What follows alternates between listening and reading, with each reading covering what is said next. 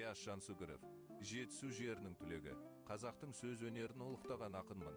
Халқымның тілі мен дәстүрі менің шабыт бұлағым. Күй шығармамда қазақтың қасиетті домбырасының үні мен тарихын жырладым.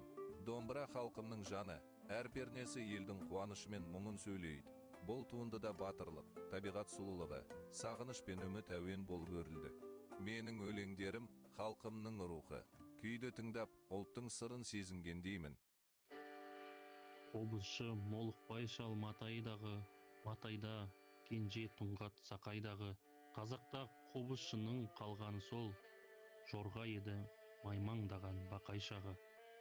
Жарқабақ, сида, арсақай, сар шұбар шал, жарықшақ, үні тозған қаңсыған шал, іріңдеп, екі көзі қол дірілдеп, аузынан азу тісін аршыған шал, еңкейіп, екіндідей күні кеткен, жұқарып, нашарланып күйі кеткен.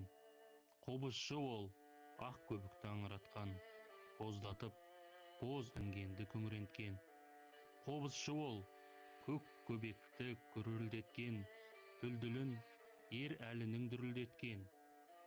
Онсан мен орман беттің айрылғанын, жыласқан ноғай қазақ күйін шерткен.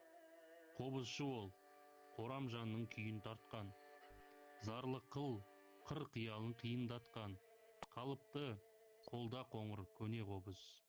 О баста сырмайлатқан күміс шапқан, жайлауда ала қарлы, аман текше, қарлатып, жаңбырлатып нөсер төксе, тоқсыртып кәрі аршаны от маздатқан, шал үйін сағынушы ек біз ерекше.